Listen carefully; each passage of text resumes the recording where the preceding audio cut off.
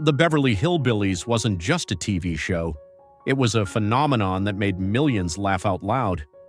But behind those hilarious moments and charming characters were shocking downfalls, heartbreaking illnesses, and real-life tragedies that no script could ever capture. Today we're diving into the untold, sometimes painful, final chapters of the stars who made the Clampett family unforgettable. Their real stories will move you and maybe even haunt you. Hit that like button and subscribe because this one's going deep. Buddy Ebsen played Jed Clampett, the kind-hearted, plain-spoken mountain man who struck oil and took his entire backwoods family to Beverly Hills, turning high society upside down with country charm and old-fashioned values. Born Christian Ludolph Ebsen Jr. on April 2, 1908 in Belleville, Illinois, Buddy didn't set out to become a TV icon. In fact, his career almost ended before it truly began. In 1939, Ebsen was cast as the Tin Man in The Wizard of Oz, but the silver makeup, made with pure aluminum dust, poisoned his lungs. He collapsed on set and was hospitalized, barely able to breathe. MGM replaced him without warning or apology.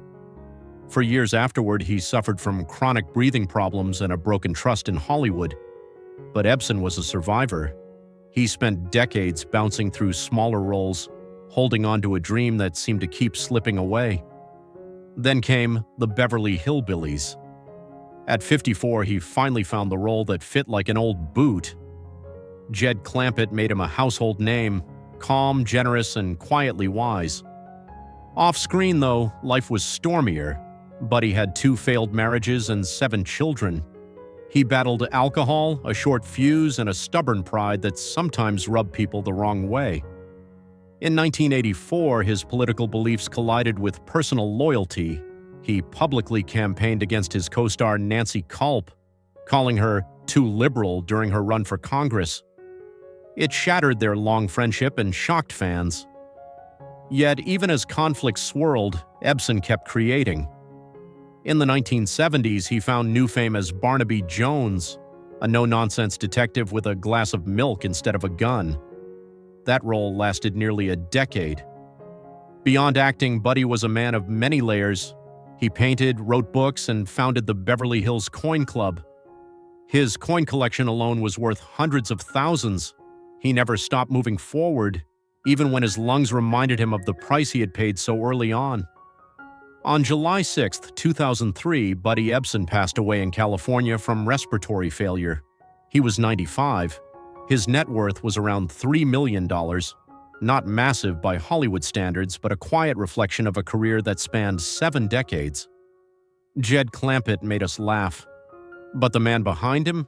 He taught us what it means to endure, evolve, and stay true, even when it hurts. Sharon Tate played Janet Trego, the charming and elegant secretary, a role that, though small, captured her natural grace and warmth.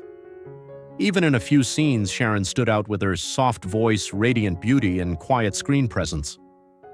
Born on January 24, 1943, Sharon Marie Tate moved around a lot as a child, growing up on military bases with her father in the U.S. Army. That rootless childhood gave her a gentle, dreamy quality on screen, someone viewers instantly wanted to protect.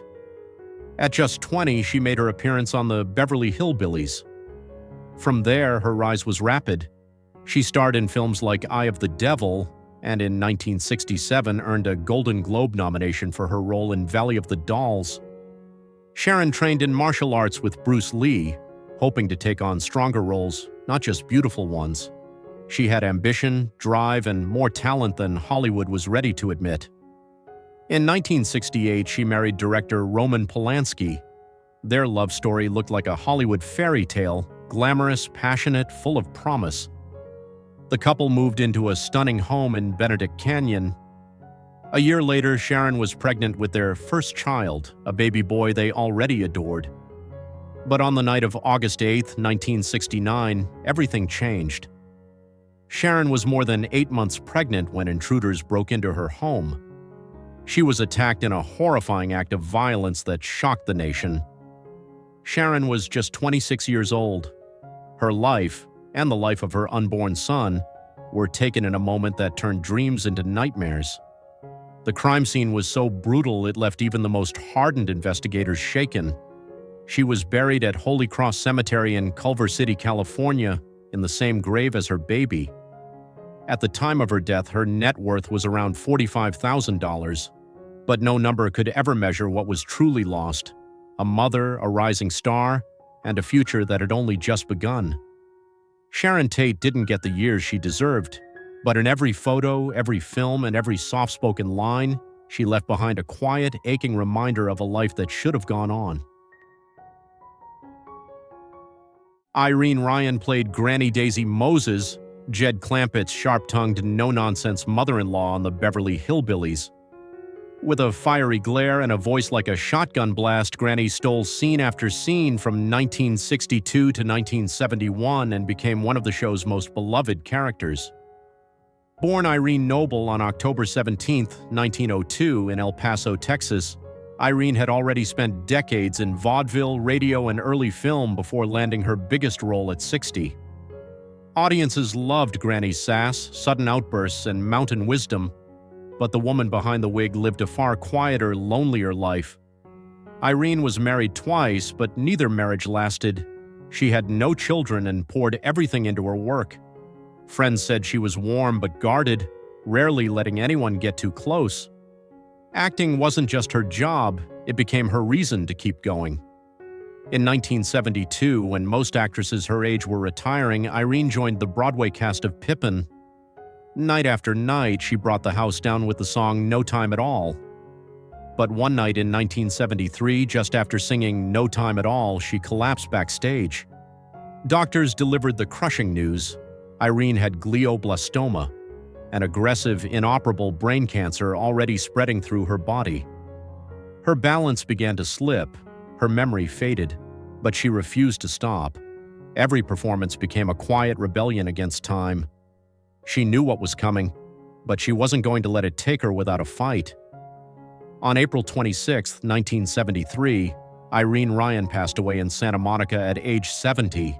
She was buried in a modest tomb beside her sister at Woodlawn Memorial Cemetery. At the time of her passing, her net worth was estimated at $2 million, earned mostly from her years on television and the Las Vegas stage. Granny made us laugh with her one-liners and fiery temper, but Irene Ryan's real legacy was her devotion to the craft, right up until the very end. She didn't just play a strong woman, she lived as one. Donna Douglas played Ellie Mae Clampett, the sweet, animal-loving blonde who charmed America with her innocence and southern warmth on the Beverly Hillbillies. From 1962 to 1971, Ellie Mae wasn't just a character. She became a symbol of country-hearted femininity, simple and sincere in a fast-changing world. Born Doris Ione Smith on September 26, 1932 in Pride, Louisiana, Donna had a natural glow that didn't need Hollywood polish. She rose to stardom at 30, but success came with a heavy cost. After the Beverly Hillbillies ended, she found herself stuck in Ellie Mae's shadow. Casting directors saw her as a country doll, not a serious actress. Even starring alongside Elvis Presley and Frankie and Johnny couldn't break the mold. Off-screen, Donna's life wasn't much easier. She went through 2 divorces. Her first marriage ended the same year she gave birth to her only child, leaving her a single mom. Her second? It ended with Robert Leeds, the director of the very show that made her famous. At one point, Donna lost her home and was nearly broke, but she didn't crumble. Instead, she reinvented herself.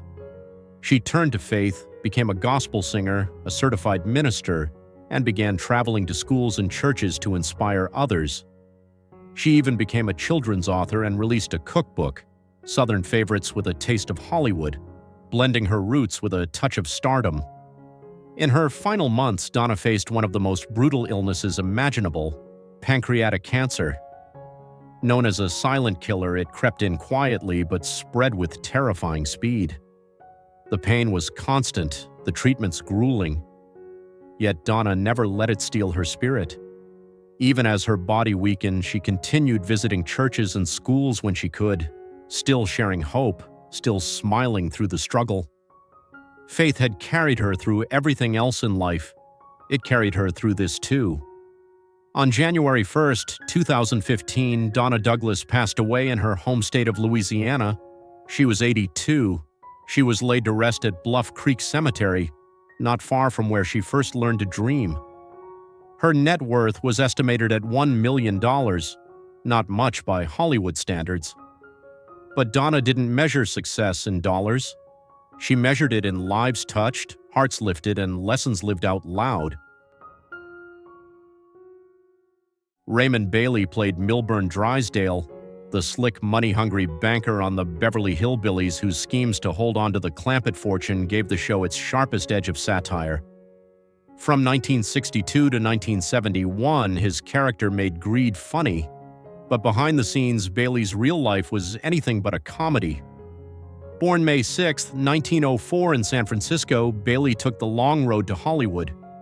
Before landing a single role, he worked on pineapple plantations in Hawaii, shipped out as a merchant seaman, and wandered through China, Japan, and the Mediterranean. By the time he returned to California in 1938, he was already in his 30s, an age most actors were hitting their peak, not just starting out. Despite the late start, Raymond slowly carved out a name for himself, but behind closed doors, he fought quiet demons. Bailey battled substance abuse for years. His temper could flare. Some colleagues found him tough to work with, especially in his darker moods.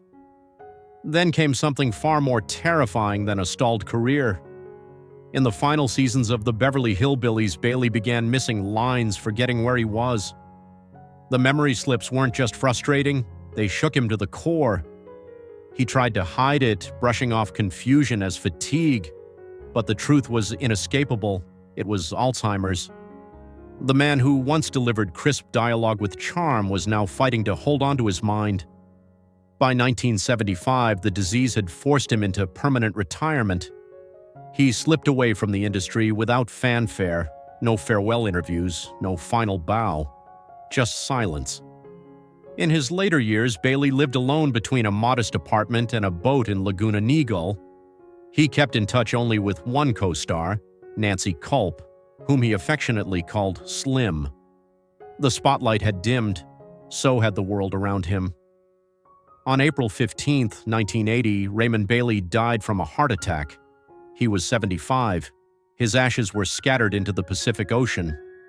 At the time of his death, his net worth was around $1 million. But what he left behind wasn't money, it was a cautionary tale. On screen, he chased riches. Off-screen, he lost what mattered most, his place in the world. Nancy Kulp played Miss Jane Hathaway, the sharp, loyal, and witty secretary to Mr. Drysdale in the Beverly Hillbillies. From 1962 to 1971, she stood out in a world dominated by men, proving that brains and wit could steal the scene without stealing the spotlight. Born August 28, 1921 in Harrisburg, Pennsylvania, Nancy wasn't just talented, she was quietly courageous.